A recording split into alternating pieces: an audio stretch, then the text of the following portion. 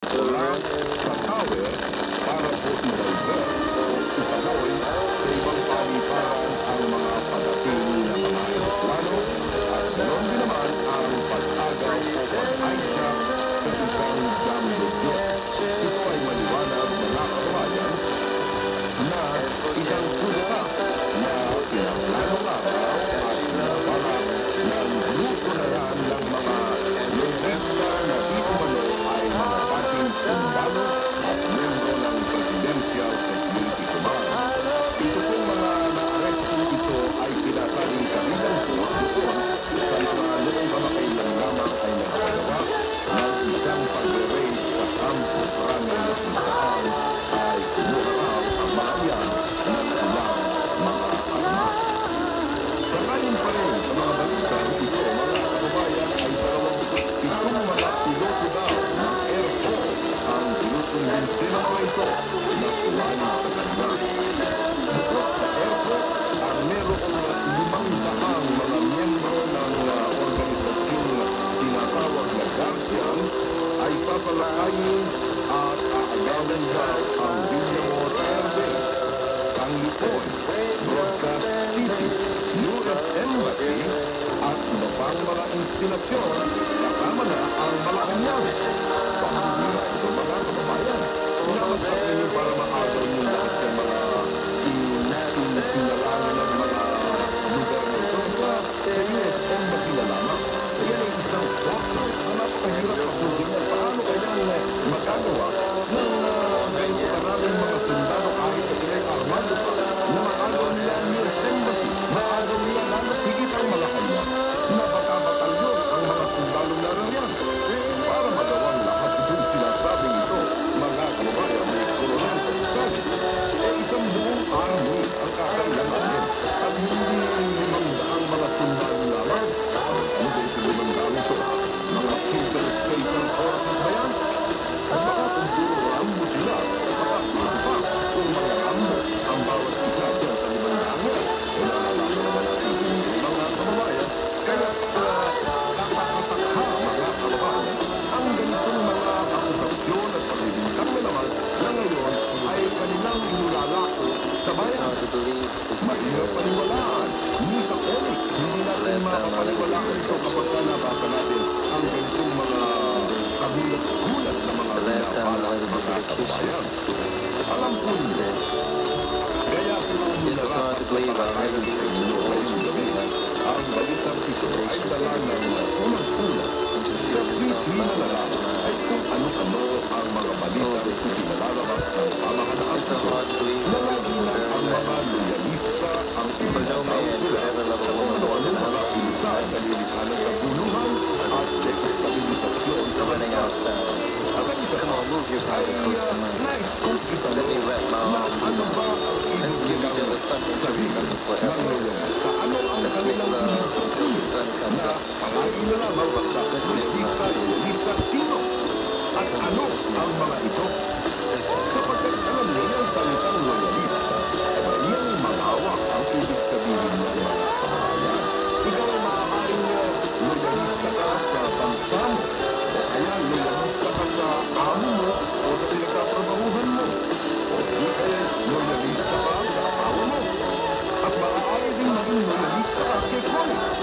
Eh ano bang loyalista? Ang sinasabi ito. Bagamat, sa mga panahon ito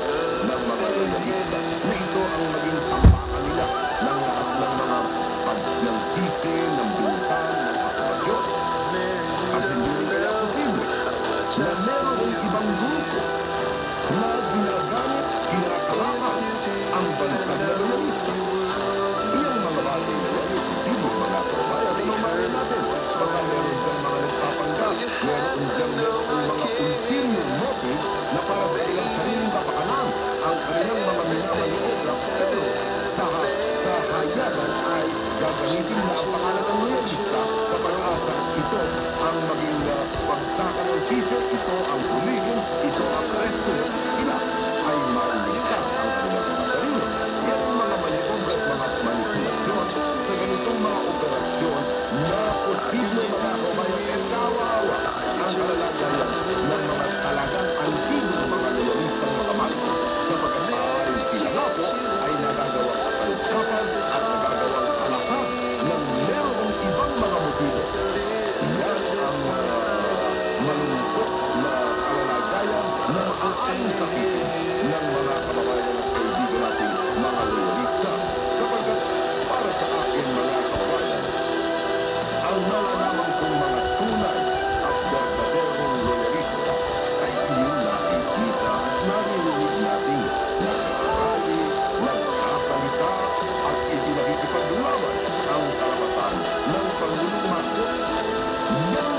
Yung mga nagtatanggol at nagdedepensa sa mga kalinura at pag-upasala kay Presidente Marcos, yan ang mga verdaderong loyalista mga kababayan na wala silang ibang simulain kung hindi ipakipaglaban ang karapatan, ang human rights ng Pangulong Marcos at maibalik dito sa ating bansa ang Pangulong Marcos at mabigyan siya ng due process.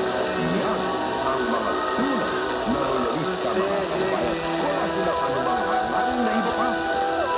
Subalit na lang ako ng mga maniobra at ng ibang motibasyon ng ibang grupo ay maaaring nakakakantapan at nagagamit ang mga loyalista. Nakita niyo naman, nagkaroon ng kaguluhan sa isang lugar, ang unang-una agad na reaksyon ng pamahalaang ito ay likha at gawayan ng mga loyalista. Pag nagkaroon ng patayan sa isang lugar, kung hindi loyalista, paro ang sasabihin may gawa ng kriminalidad. Puro ito na lamang ang nagiging tambakan ng sisyo. Kaya ang nangyayari tuloy, hindi na nahuhuli ang mga kriminal, hindi na nagkakaroon ng justisya ang mga nakalanta at naagrabyado dahil yan ay ipapasa na lamang ng pamahalaan ito sa paro o kaya sa loyalista na ito naman ay malayo sa katotohanan sapagkat nagiging nahinga na lamang at tambakan